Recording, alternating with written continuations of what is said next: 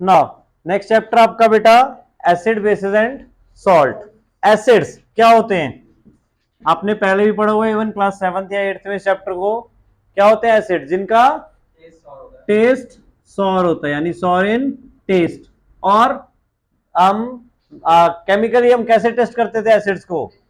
Litmus paper की help से। किस लिटमस को किस में कन्वर्ट कर देता है ये? ब्लू लिटमस को रेड में, ब्लू लिटमस टू रेड। ठीक है, रेड कलर में कन्वर्ट हो जाता है ब्लू लिटमस आपका, और सॉरिन टेस्ट होता है। और अब फर्दर, अब इस ईयर जो हमें पढ़ना भी था, आपने जो पढ़ा था that is physical properties of acid.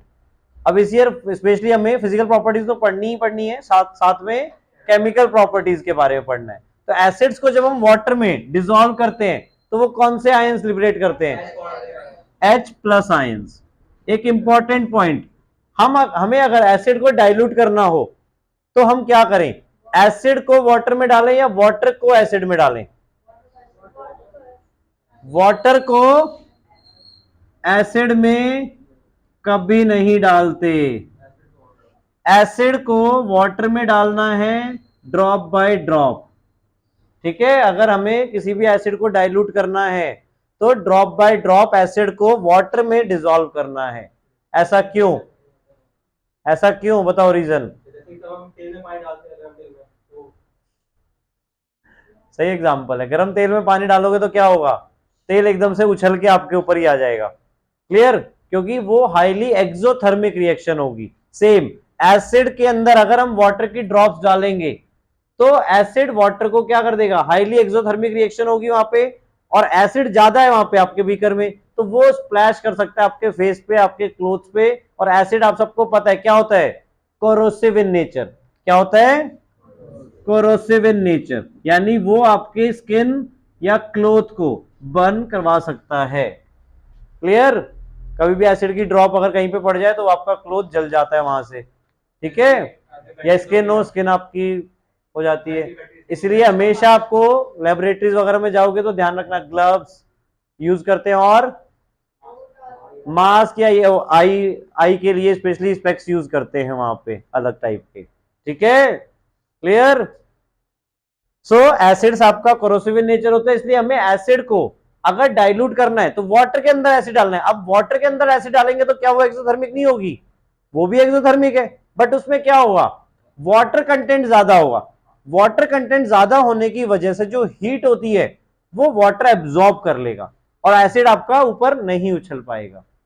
Clear? जब हम एसिड को डाल रहे हैं ड्रॉप बाय ड्रॉप तो एसिड तो बहुत कम है परसेंटेज में, वाटर वहां पे ज्यादा है।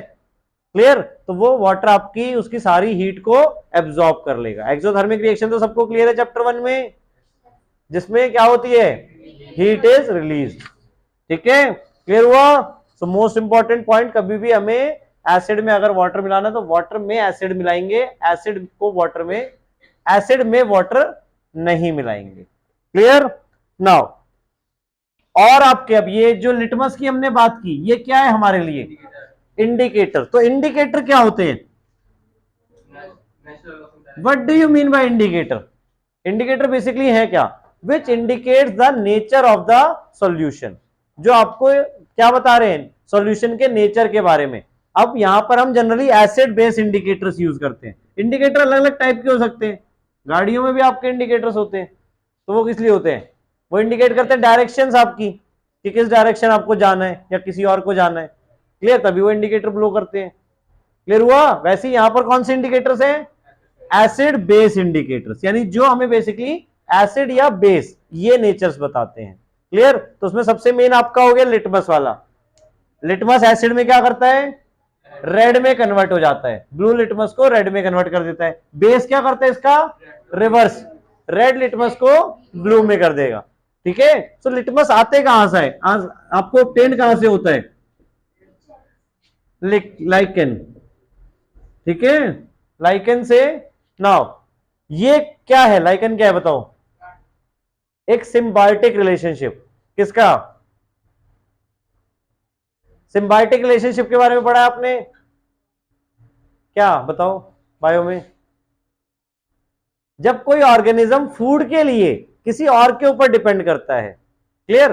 और वो दोनों एक साथ रह रहे हैं, मतलब एक फूड प्रिपेयर कर रहा है, दूसरा उसका फूड यूज कर रहा है, ठीक है, तो उस रिलेशनशिप को हम सिम्बायोटिक रिलेशनशिप बोलते हैं, ठीक है। उसके बेसिस पर आपका लिकन लाइकन, और लाइकन से हमें क्या ऑब्टेन होता है, लिटमस सॉल्यूशन। अब लिटमस सॉल्यूशन का ओरिजिनल कलर क्या होता है, पर्पल। लिटमस का जो ओरिजिनल कलर है वो पर्पल है, बट हमें रेड और ब्लू लिटमस कैसे मिल जाते हैं, फिर एसिड और बेस में प्रिपेयर करके, ठीक है। अगर हम लिटमस को एसिड में डाल देंगे तो किस कलर का हो जाएगा, रेड का, तो वहां से हम रेड लिटमस प्रिपेयर कर सकते हैं, ठीक है। तो हम रेड लिटमस पेपर्स वगैरह हम या डाई वगैरह प्रिपेयर कर लेते हैं वहां से, क्लियर हुआ। नाउ और इंडिकेटर्स क्या है आपके, अब लिटमस नेचुरल इंडिकेटर है। अब देखो एसिड बेस इंडिकेटर्स दो टाइप के, एक तो आपके नेचुरल और एक सिंथेटिक या आर्टिफिशियल, ठीक है। ऑल फैक्ट्री अभी बाद में, वो कलर नहीं चेंज करेंगे ना, ये कलर चेंजिंग के बेसिस पे हमने बताया। नाउ नेचुरल में कौन कौन आ जाएंगे आपके, लिटमस और मिथाइल ऑरेंज, नेचुरल कैसे हो जाएगा, हाँ लिटमस और टर्मरिक और हाइड्रेंगिया के आपके लीव्स होती हैं, क्या स्पेलिंग है, NGEA, ठीक है। और चाइना रोज, ठीक है। रेड कैबेज भी हम यूज कर सकते हैं, ठीक है, क्यों ट्राई कर रहे हो, हाँ। सिंथेटिक में दो आपके मेनली जो यूज होते हैं, that is methyl orange and phenolphthalein, और ये सब बेसिकली कलर चेंज करते हैं अकॉर्डिंग टू सॉल्यूशन, ठीक है। अगर बेस सॉल्यूशन होगा या एसिड सॉल्यूशन होगा तो डिफरेंट डिफरेंट कलर्स इसमें ऑब्टेन हो जाएंगे, क्लियर। नाउ अब इसके अलावा और कौन से इंडिकेटर्स होते हैं आपके, all factory indicators. All factory indicators का मतलब क्या है, जो अपनी स्मेल चेंज करते हैं इन एन एसिड और अ बेस, ठीक है। कौन कौन से वो, वनीला एसेंस और क्लोव ऑयल, अनियन एक्सट्रैक्ट, ठीक है। तो ये सारे अपने क्या करते हैं, स्मेल चेंज करते हैं, ठीक है, एसिड या बेस सॉल्यूशन में। उसकी वजह से हमें पता चल जाता है कौन सा एसिड सॉल्यूशन है या फिर बेसिक सॉल्यूशन है, क्लियर हो गया। बेस, अभी तक हमने एसिड की बात की, नाउ बेस क्या है, बेस बिटर इन टेस्ट, और किस लिटमस को किस में कन्वर्ट करेगा, रेड टू ब्लू। और वाटर में जब हम डिसॉल्व करेंगे तो कौन से आयंस लिबरेट करेगा, OH नेगेटिव आयंस, ठीक है। बेस जब हम वाटर में डिसॉल्व करेंगे तो OH नेगेटिव आयंस। क्या बेस भी कोरोसिव होते हैं नेचर में, यस। जो हाई बेस होते हैं, स्ट्रॉन्ग बेस होते हैं, वो आपके कोरोसिव होते हैं नेचर में, ठीक है, क्लियर।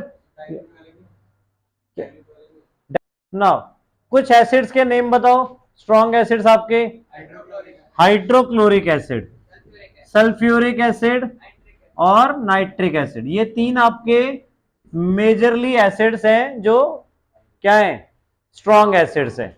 स्ट्रॉन्ग एसिड हम कब बोलेंगे किसी भी एसिड को, जब उनका H प्लस आयंस, अब हमने क्या बोला, जब हम किसी एसिड को वाटर में डिसॉल्व करते हैं तो वो क्या प्रोड्यूस करते हैं, H प्लस आयंस। तो जितने ज्यादा वो H प्लस आयंस प्रोड्यूस करेंगे उतने ज्यादा वो एसिडिक होंगे, क्लियर, स्ट्रॉन्ग होंगे, उतने ज्यादा वो स्ट्रॉन्ग एसिड होंगे, ठीक है। फॉर्मूले क्लियर है सबके। अब सब में आप मेजरली क्या देख रहे हो, हाइड्रोजन, आया समझ में। जो हम बात कर रहे हैं कि जब हम इसे वाटर में डिसॉल्व करेंगे तो ये H प्लस आयंस लिबरेट करेंगे, जो कि वाटर के साथ मिलके कौन सा आयन बना देगा, हाइड्रोनियम आयन। इसको क्या बोलते हैं हम, हाइड्रोनियम आयन। अब सपोज आपने क्या किया, एसिड को हीट किया, हीट करके वेपराइज फॉर्म में ले आए, तो क्या बी लिटमस पेपर आपका चेंज होगा, अगर एसिड आपके पास गैसियस फॉर्म में है तो क्या तब भी वो लिटमस पेपर को चेंज करेगा, नो, क्लियर। क्यों, क्योंकि उसके पास हाइड्रोनियम आयंस नहीं होंगे। अगर आप एसिड को हीट कर रहे हो, वेपराइज कर रहे हो, गैसियस फॉर्म में देख रहे हो, तो वहां पे सिर्फ H प्लस आयंस है, क्लियर। एसिडिक, कोई भी एसिड अपना एसिडिक बिहेवियर तब शो करेगा जब वो वाटर के साथ मिक्स होकर क्या फॉर्म करेगा, हाइड्रोनियम आयन।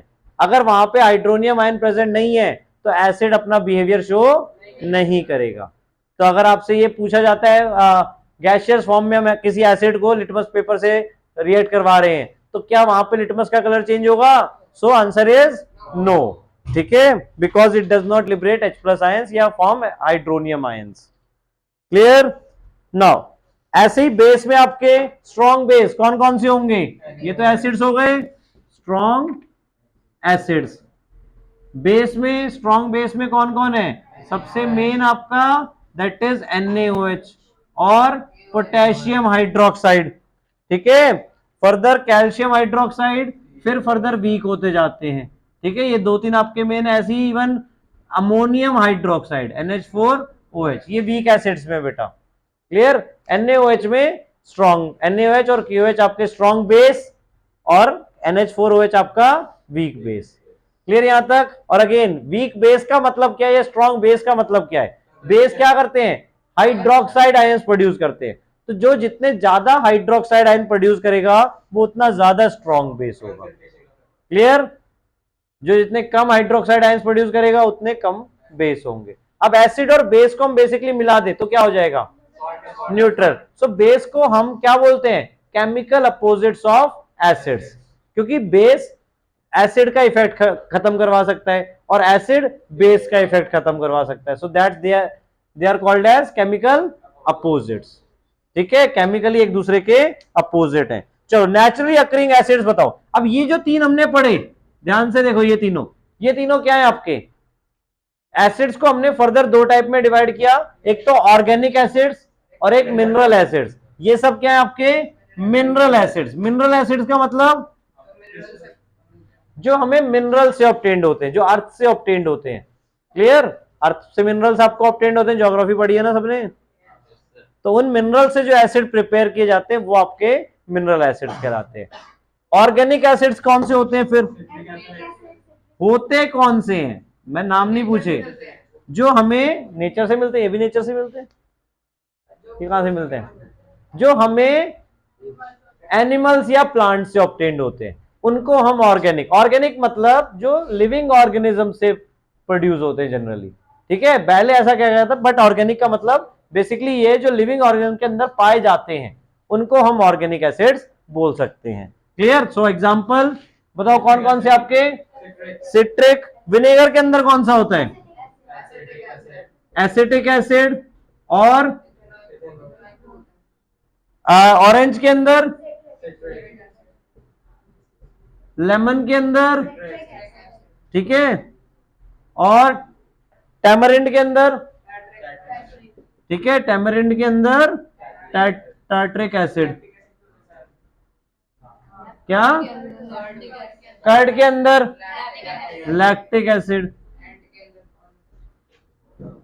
और टोमेटो के अंदर ऑक्सैलिक एसिड। ये आपको नॉर्मल पूछे जा सकते हैं बेटा, ठीक है, कि कौन से किसके अंदर पाए जाते हैं। एंट एंड नेटल स्ट्रिंग के अंदर,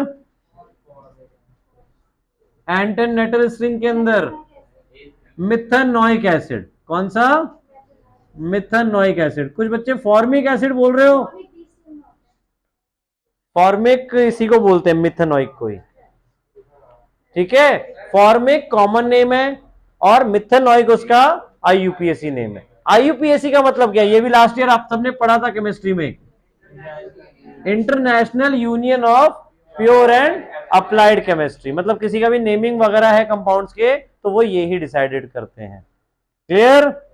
नाउ लिटमस सॉल्यूशन के बारे में हमने डिस्कस कर लिया। और एग्जांपल्स क्या है आपके नेचुरल इंडिकेटर के? रेड कैबेज, पेटूनिया लीव्स, ठीक है, या turmeric. All factory indicator clear हो गए। वो अपना क्या चेंज करते हैं? ऑर्डर। ह्यूमन के अंदर HCl पाया जाता है बट वो बहुत ही डाइल्यूटेड फॉर्म में होता है। हाँ, ऑर्गेनिक नहीं बोलते हैं वो वो प्रिपेयर होता है, बनाया जाता है, ठीक है, पाया नहीं जाता वैसे, मतलब, ठीक है। और वो सिर्फ किसके लिए होता है? बेसिकली डाइजेशन के लिए। Clear? Now chemical properties of acid and bases से पहले बेटा अभी हमने सारे पढ़े थे। टर्मरिक में क्या चेंज होगा कलर बताओ? लिटमस का तो सबको क्लियर है, एसिड में रेड हो जाएगा, बेस में ब्लू हो जाएगा। इसके लिए सिंपल सा याद रखना, देखो अमिताभ बच्चन जी को जानते हो ना सब, पक्का? So Amitabh Bachchan rocks, acid blue to red, arrow लगा दो ऐसे, क्लियर? और be right back, base red को ब्लू में कर देगा, ठीक है? ये दो चीजें अच्छी तरह याद रखो, लिटमस सॉल्यूशन के लिए गड़बड़ बिल्कुल नहीं होनी चाहिए, ठीक है? Acid blue to red, base red to blue. Turmeric, turmeric क्या करेगा बताओ? टर्मरिक का एक कलर येलो होता है, वो ओरिजिनल कलर है। एसिड में क्या होगा? नो चेंज, एसिड में नो चेंज। बेस में क्या हो जाएगा? रेड हो जाएगा। अगर सपोज आपके कपड़ों वगैरह में हल्दी लग गई और आपने उसे वॉशिंग के लिए डाल दिया, ठीक है, अगर पानी से करोगे तो पानी में तो नॉर्मल वो येलो ही रहेगा, सोप रब कर दिया उसके ऊपर तो क्या हो जाएगा? वो रेड हो जाएगा। और फिर धो दोगे तो उसके बाद वापस येलो हो जाएगा, क्योंकि सोप उस टर्मरिक को नहीं हटा पाएगा, ठीक है? क्लियर? याद रहेगा? हाँ, क्या हुआ? हल्दी, हल्दी का एग्जाम्पल दे रहे सर। हाँ, कड़ी के दाग जल्दी जल्दी नहीं छूटते हैं, क्लियर? अब सोप की बात की हमने, तो सोप में क्या होता है? बेस आपने पढ़ा भी है, बेस आर सोपी टू टच, ठीक है? बेस आर सोपी टू टच। एसिड को टच मत करना, क्योंकि वो जला सकते हैं। इवन स्ट्रॉन्ग बेस को भी हम टच नहीं कर सकते, क्लियर? वीक बेसिस वगैरह आप नॉर्मली जैसे सोप्स वगैरह में है, वो वीक बेस है आपके, clear? Now chemical properties of acid and base. चलो, डाइल्यूट एसिड और कंसंट्रेटेड एसिड, ये क्या है? डाइल्यूट एसिड का मतलब अभी हमने जैसे स्टार्टिंग में डिस्कस किया था, जब हम वाटर ऐड ऑन कर रहे हैं, हमें एसिड को डाइल्यूट करना है तो वाटर ऐड करना पड़ेगा। वाटर ऐड करना मतलब जब वाटर की कंसेंट्रेशन ज्यादा हो, मतलब हमारे पास दो सॉल्यूशन है, सपोज दोनों में 80 ml एसिड है, दोनों में 80 ml एसिड है, ठीक है? एक में 10 ml वाटर है और एक में 15 ml वाटर है, तो इन दोनों में से कौन डाइल्यूटेड है? ए और बी दो सॉल्यूशन है, तो बी वाला ज्यादा डाइल्यूटेड है, क्लियर? यानी वाटर की प्रेजेंस पहले वाले सॉल्यूशन के कंपैरेटिव ज्यादा है, ये नहीं कि एसिड से ज्यादा हो गई वाटर की कंसेंट्रेशन, क्लियर? यानी अगर हमारे पास दो सॉल्यूशन है, तब हम उन दोनों में से डिसाइड कर सकते हैं कौन डाइल्यूटेड है और कौन कंसंट्रेटेड है। जिसमें जहां वाटर की कंसेंट्रेशन और कम कम होती रहेगी, वो ज्यादा कंसंट्रेटेड है। अब कंसंट्रेटेड का मतलब क्या है? कि वो ज्यादा एसिडिक है, वो ज्यादा स्ट्रेंथ शो कर सकता है। हम डाइल्यूट करते क्यों एसिड्स को? ताकि वो कम हार्म करे, ठीक है? बट इवन फिर भी अगर स्ट्रॉन्ग एसिड का आपने डाइल्यूटेड बनाया है, वो फिर भी आपको हार्म कर सकता है, पर लेस हार्म, ठीक है? तो इसलिए हम डाइल्यूट, आपकी लैब्स वगैरह में देखोगे आप डाइल्यूट एसिड्स ही आपको जनरली मिलेंगे, क्योंकि कंसंट्रेटेड से काम करना रिस्की होता है बहुत ज्यादा, ठीक है?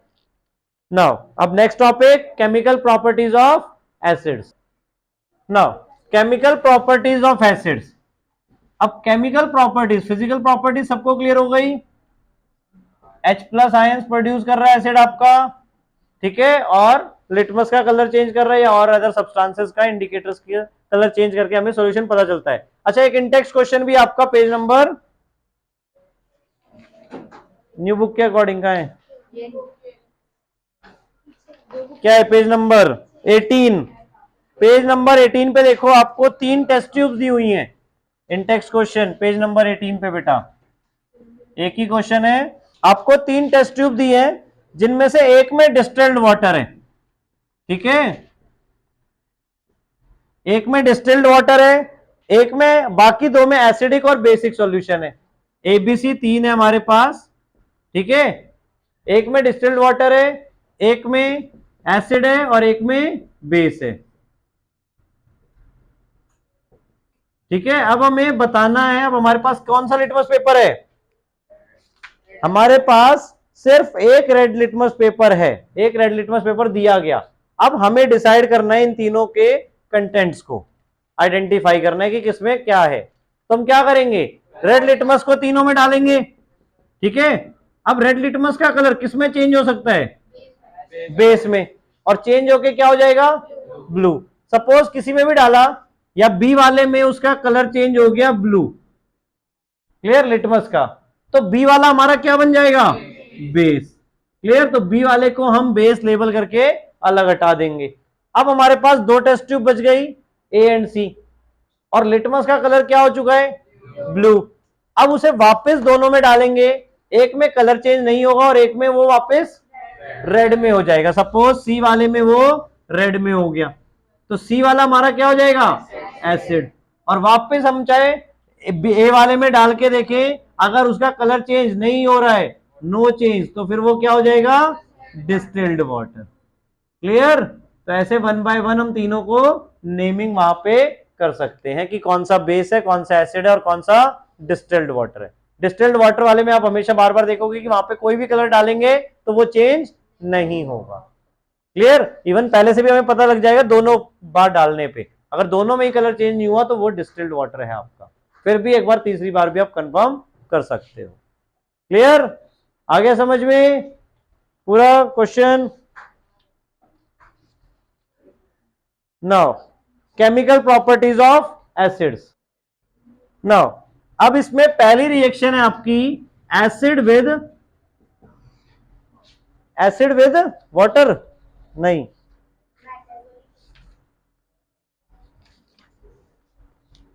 Acid with metal. एसिड और मेटल जब रिएक्ट करते हैं तो क्या फॉर्म करते हैं। अब आप सबने इवन फर्स्ट चैप्टर में पढ़ा था डिस्प्लेसमेंट रिएक्शन। मेटल हाइड्रोजन से डिस्प्लेस हो सकते हैं कि नहीं हो सकते हैं, हो सकते हैं, जो हाइड्रोजन से लेस रिएक्टिव है। और हाइड्रोजन भी मेटल से डिस्प्लेस हो सकता है, उन मेटल से जो मेटल्स हाइड्रोजन से ज्यादा रिएक्टिव है। क्लियर, अब हमने एसिड में पढ़ा, एसिड में क्या होता है, H प्लस आयंस होता है। सपोज हमने H2SO4 ले लिया, क्लियर, और मेटल ले लिया कोई स्ट्रॉन्ग, यानी उससे ज्यादा रिएक्टिव मेटल, सोडियम ले लिया, जिंक ले लिया, आयरन ले लिया, एल्यूमिनियम ले लिया, कैल्शियम ले लिया। रिएक्टिविटी सीरीज आपने चैप्टर 1 में पढ़ी थी बेटा। क्लियर, उसी के बेसिस पे। तो अब यहां पे सोडियम क्या करेगा, सोडियम ज्यादा रिएक्टिव है हाइड्रोजन से, तो सोडियम हाइड्रोजन को वहां से निकाल देगा और क्या फॉर्म कर लेगा, सोडियम सल्फेट।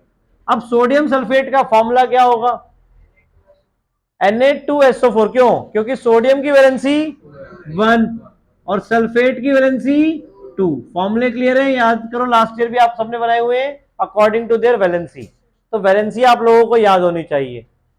तो क्या फॉर्मूला बन गया, Na2SO4। क्लियर, फॉर्मूला सही लिखना है, अदरवाइज आपका पूरी इक्वेशन गलत है। ठीक है, नाउ अब हाइड्रोजन को निकाल दिया तो हाइड्रोजन आपका अलग से विजिबल होना चाहिए, तो प्लस H2 आपका यहां पे विजिबल हो जाएगा।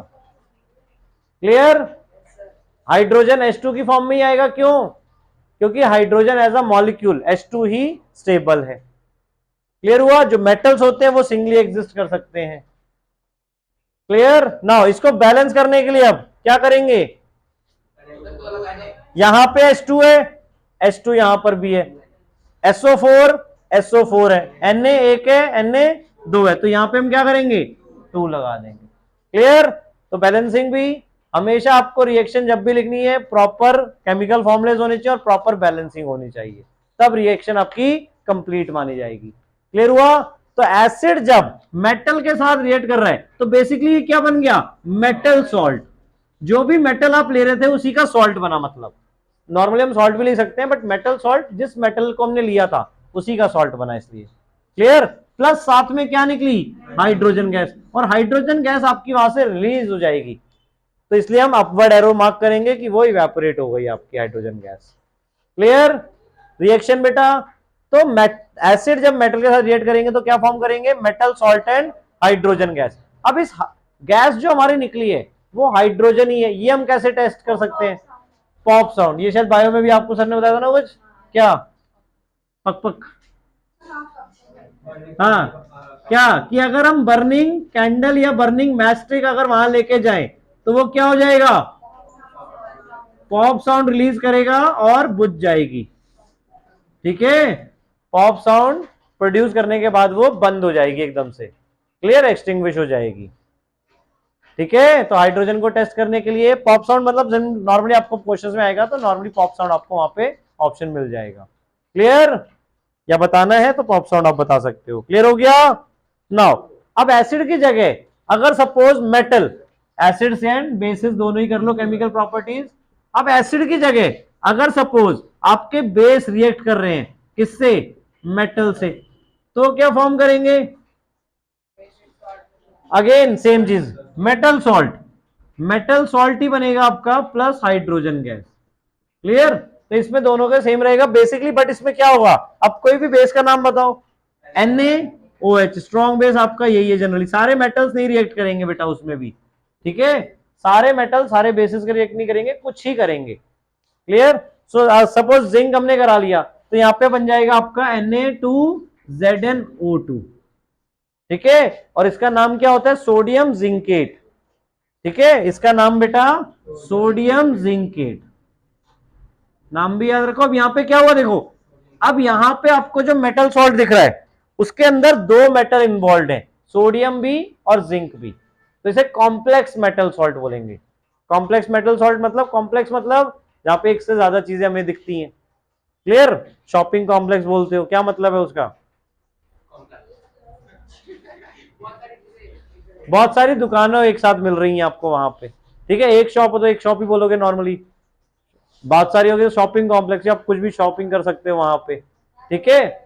हाँ, जाने के लिए नहीं बोला शॉपिंग कॉम्प्लेक्स में, हाँ नितिन, क्लियर, तो कॉम्प्लेक्स सॉल्ट यानी कि सोडियम जिंकेट, और इवन सारे बेसिस सारे मेटल्स के साथ रिएक्ट नहीं करेंगे, कुछ मेटल्स ही रिएक्ट करेंगे यहाँ पे, तो रिएक्शन आपकी लिमिटेड रहेगी। सोडियम हाइड्रोक्साइड हो गया, जिंक के साथ हो गया, और फर्दर एल्यूमिनियम के साथ भी रिएक्ट कर सकता है। क्लियर हो गई फर्स्ट रिएक्शन, और अगेन कौन सी गैस रिलीज हो रही है, हाइड्रोजन, यानी एसिड रिएक्ट करे या बेस रिएक्ट करे मेटल के साथ, कौन सी गैस रिलीज करेगा, हाइड्रोजन। क्लियर, हाँ सेकंड, नाउ सेकंड रिएक्शन आपकी बेटा एसिड विद मेटल कार्बोनेट या मेटल बाइकार्बोनेट, मेटल बाइकार्बोनेट का मतलब मेटल हाइड्रोजन कार्बोनेट, ठीक है।